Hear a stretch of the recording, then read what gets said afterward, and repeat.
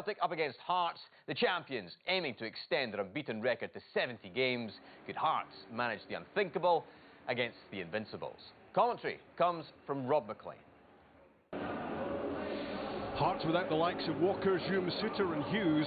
7 changes to the team that beat Dundee on Tuesday, including a recall for 16-year-old Harry Cochrane. Celtic strengthened with the return of Simunovic, Tierney and Shaman Griffiths to the starting lineup. 4 changes to the team which beat Hamilton in midweek.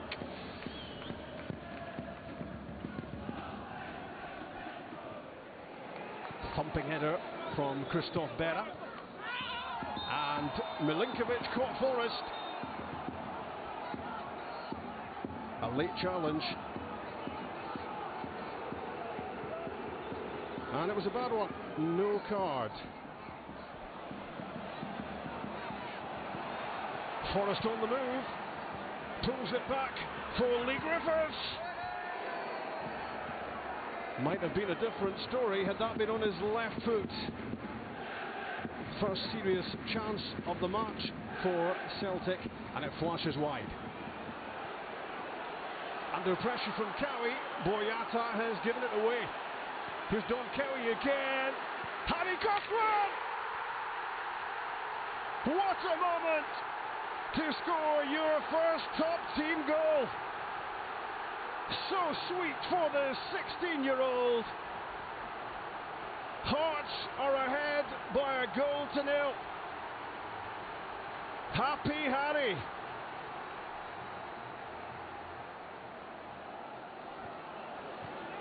Lafferty's layoff.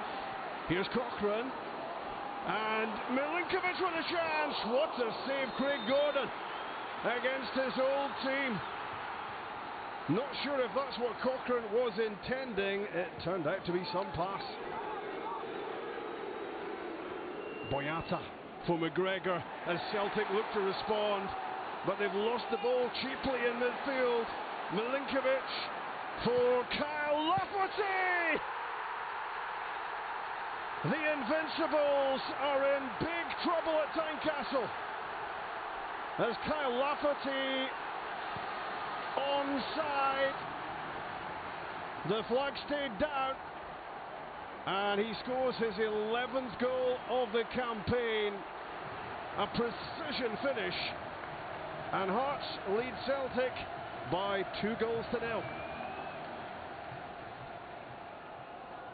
Sinclair loses out, and Celtic are losing all the battles. And Simunovic has lost that, and it's Milinkovic, and it's 3-0.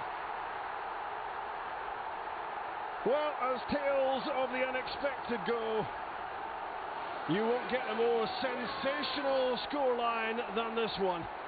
It's a blunder at the back by Simunovic, and David Milinkovic dishes out the punishment with his first goal for Hearts. Dembele introduced to the action. Celtic badly need a goal. Griffiths! It's a decent hit, but it's a save you would expect McLaughlin to make. Hearts now with 2 16-year-olds on the pitch. Anthony McDonald off the bench. Milinkovic for Callagher. He's taken a heavy touch, but he's taken out by Craig Gordon. That was surely a challenge the goalkeeper didn't need to be making.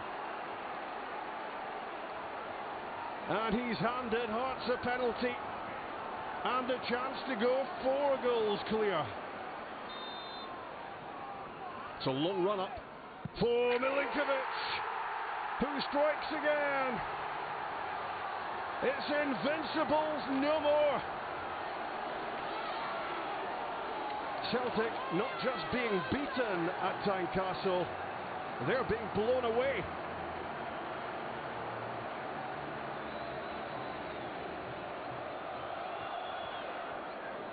Well, this is remarkable. Can Celtic get any crumb of comfort? It's Edouard and it's wide, and it just about sums up this Sunday lunchtime for Celtic. A miserable day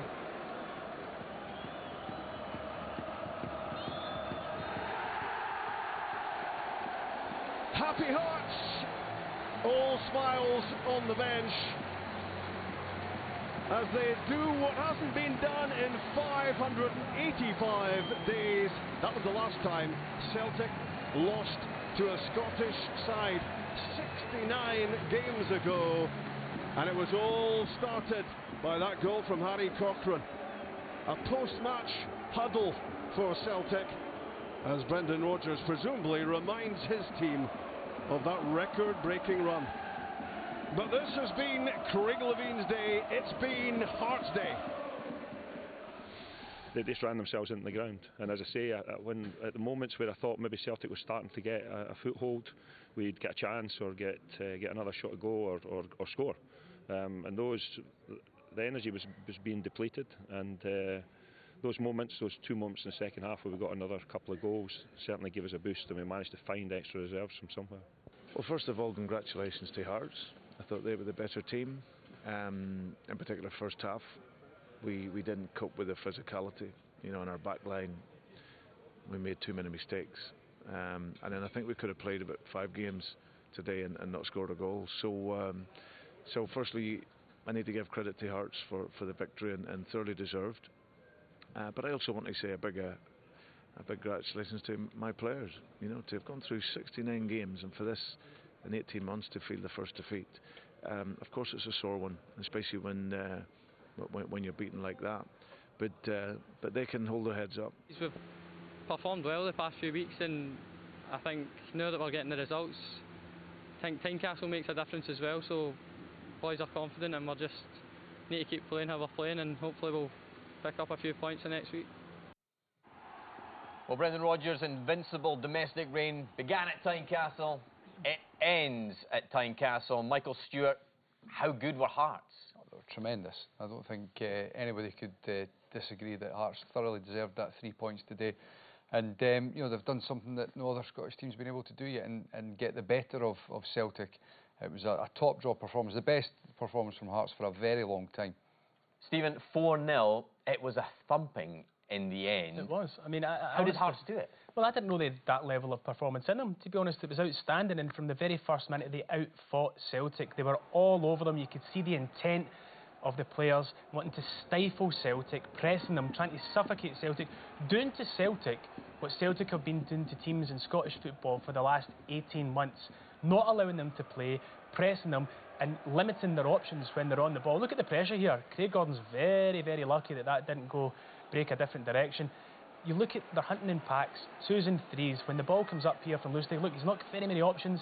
Watch when Lustig gets this ball back. They're on him. Look at them. There's nowhere for them to go. They're under severe pressure, and they're forcing them back the pitch. And as I said, this is what Celtic do to teams, and it was incredible to watch it happening to them.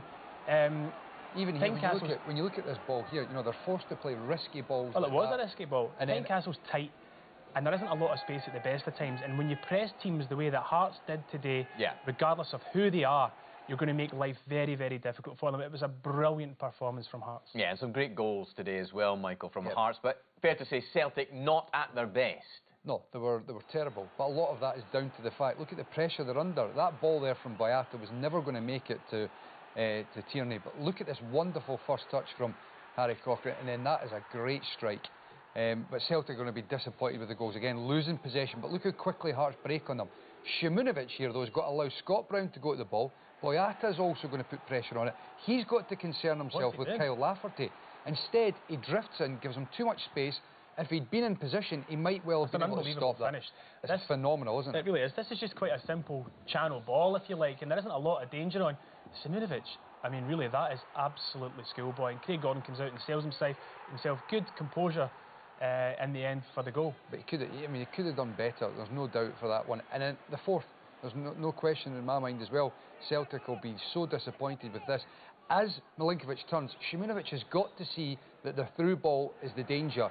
Instead, he stops and checks his run, and he allows Callaghan to run through, and Craig Gordon, you see it here, he doesn't need to commit himself. Callaghan's taken a bad touch and he's going wide. But, look, again, a lot of that is down to the pressure that Hearts put Celtic under. They forced them to make mistakes, and they capitalised on it. A dream day for Harry Cochrane, 16 years old, gets that first goal. Remarkable, great story. You've been looking a bit deeper in terms of the midfield structure, though. Well, I think, you know, Celtic, one of the big things for them over Brendan Rodgers' time is this midfield three dominating the opponents. But what Hearts did was they outnumbered and they dragged that Celtic midfield all over the pitch. They had the three in the middle, but they also had Milinkovic and Cowie who tucked in. Just look at this ball here. There's the two Celtic players. Harry Cochrane is in behind them. He's penetrated the back line. He's taken up a great position. He's got space behind the midfield line. It's a great ball from Boabin. So when he gets the ball and turns, he's in behind the Celtic midfield. But look, there's McGregor getting dragged out to the left back. They are getting dragged all over the place. Look at Scott Brown here. He's pointing and saying, who's on Boabin? The space that he's got. Cam's so deep. You know, they're really unusual to see that against a Celtic team. Again, look, there's the midfield three for Celtic.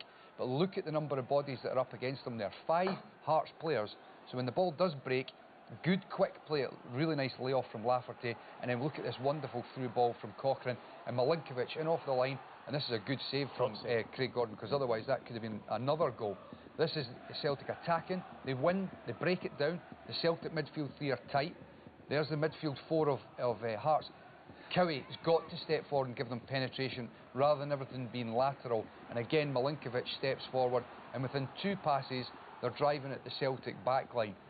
This one is, I think, he just epitomises where they were getting dragged about. There's Cham up against Callaghan, but he gets drawn towards the ball, and it creates the space for them to get the shot off. Look, Hearts were phenomenal today. I think everybody has got to take a big pat on the back and, you know, look forward now, because that is a massive, that's a marquee result. Stephen, you predicted the unbeaten run would come to an end. Yeah, yeah, I was right. Do Celtic stick with Brendan Rodgers? Look, the run that they've been on should never be underestimated. It's been phenomenal, but for me, individually and collectively, they've not hit the heights of last season. OK. Well, now to